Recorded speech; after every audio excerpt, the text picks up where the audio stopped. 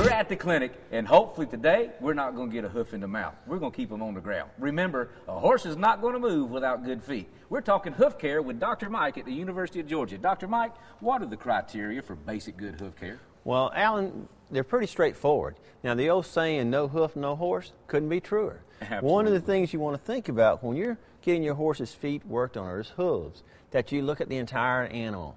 You're not shoeing or trimming the hoof. You're shoeing or trimming the entire horse. And it also is going to vary a lot on what event your horse is working in, where he lives. Is it rocky? Is it sandy? Those type of things we got to think about.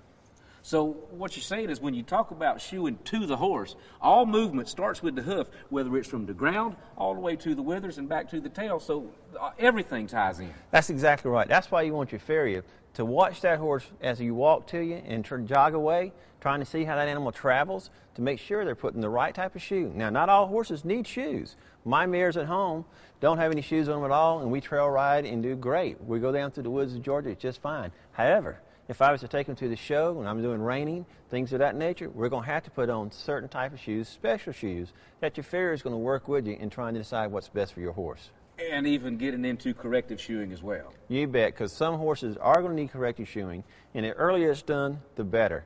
It's hard to correct something that's been going on for 10 or 15 years, so you want to start young. Now, it would be great if we could all go to our tack box or to our tack trailer and pull out a farrier every day. What are some of the things that we can do at home daily riding with our horses to keep their feet sound? Just some basic care is all you got to do. One of the first things we want to do is just get our horse every day, pick up his foot, and when you have all this dirt in there, just take your hoof pick it out, check for any small stones, brush all this stuff out of here. You can see down in Georgia we've got a lot of sand, so seedy toe is a problem sometimes. We get cleaned out real good here where the frog is at. Then once we've got this going, we want to make sure that we got a good view of the sole of this horse's foot. You're going to check for stone bruises, things of that nature. What kind of things would we look for there? Well, if you got a stone bruise, it's going to be discolored.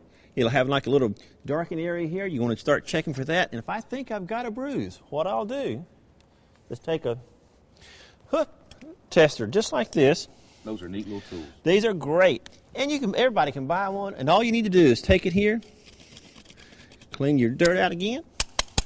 Now, would you put the one side of that tester right where you see that stone right bruise? Where you see the stone bruise at.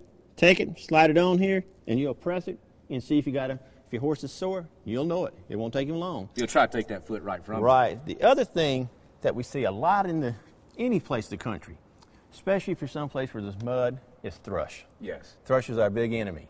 The way to prevent that is pick your feet every day, doesn't take but a few minutes, and get all four. You got to do every one of them. And then, what I like to do is take some copper tops. Now, any thrush preventative. Once our foot is clean, we'll take this and pour it all on here, making sure to get in these sulcuses right here to keep it nice and dry. Now, what does the copper tox do? All it does is keep the hoof dry. There's other compounds on the market, but any of them work. The key to it is keeping the hoof dry. That's all we got to do. So thrush is very common in horses. Oh, yeah. Yes. Very common. One of the other things that we could do is not only with hoof care, but it's got to be proper stall maintenance, too. That's right.